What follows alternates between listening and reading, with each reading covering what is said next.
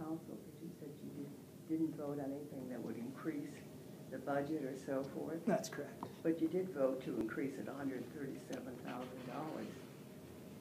And how did I do that? When you voted on the budget, they brought up, and it had been increased by, I heard, $137, and you voted, you approved of it. No, I researched that out very carefully. we reduced the budget that year, the overall budget, in the city of Cape Coral for the first time in 18 years. The budget went down in real dollars for the first time in 18 I years. didn't know about that, so because your tenure was too short, it's only 8 months, it wasn't a 10 full months. budget, it wasn't a full budget It cycle. was 10 months. Someone, Yeah, the Bill same Riley has a statute in corrected. Apparently so, yeah. Some people have said issues regarding your positions on casino gambling. Yeah. We've heard legislators on either side of that. Would you support initiatives to allow casino gambling or allow counties to determine having casino gambling? Because we're about to have a referendum this year in the county. Yeah, I'd say I'm in the minority in among the other counties running in all the races on this, but yes, I do support that. And quite simply, the arguments made against it are yes. Well,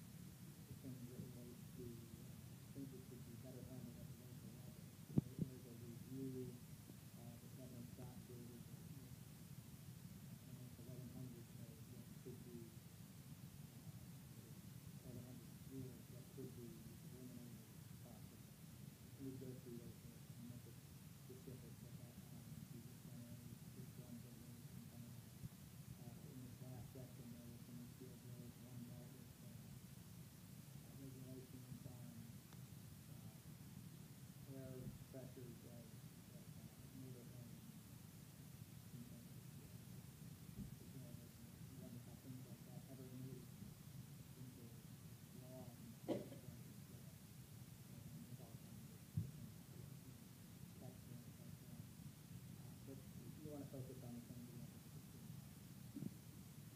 We have 5 minutes left. I guess somebody just said the reverse is there any regulations that you do? I'm not going up there to increase regulations. I think that the only areas where we might want to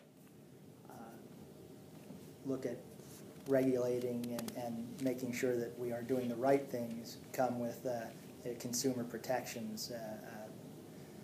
Some very specific things like we did with unlicensed contractors in Cape Coral. It was an area where technically, yeah, we increased the regulation to those unlicensed businesses, but it was something that we did that protected many of our residents and something that made it less likely that they would be taken advantage of during natural disasters, hurricanes, tornadoes, things like that.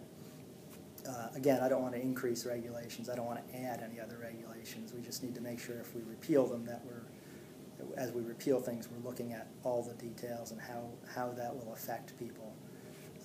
The other part of going up there is the number of bills that are introduced or proposed versus the number that actually make it into law. We need to make sure that bad bills that are proposed don't become law. That's the other part of it. But as far as increasing, I really don't specifically want to increase government in any way. You seem to be proud of your service in the community of Cape Coral. I'm just curious why you moved to Fort Myers. I'm back in Cape Coral. I was only in Fort Myers for a little less than a year, and but you've done that before too. You happy go back happy and to forth be over the river. happy to be back in the Cape, and I can tell you this, that over the last decade I've spent far more many years in the Cape than my opponent has. So I wouldn't use that as an argument.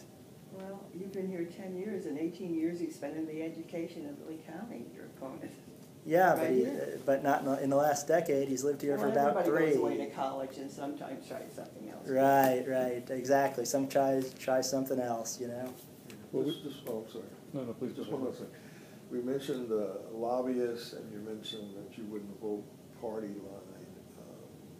Usually the results of, if you're looking at Washington and the states and all those kinds of things, it's usually the lobbyists that sort of dictate how you vote on things. The lobbyists write the laws, the lobbyists lobby successfully. Right, sure. So I guess the question points to who are your constituents?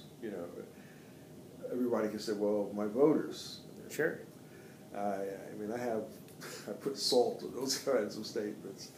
Who the real constituents are as to how you vote and the laws that you may try to bring forward, things like that. Well, lobbyists serve a purpose in that there's so many legislative bills introduced and so many different industries that are affected by what happens in Tallahassee that they want to provide their point of view and their bullet points for the legislation they want passed. It's helpful to hear their side of the issue, but ultimately, you're elected by the constituents in your area, and what's important about that isn't, I'm not trying to sound naive. What's important about that is that they elected you based on a platform you ran on, based on what you told them you were going to accomplish and wanted to accomplish, and it resonated with them, or else they wouldn't have sent you there.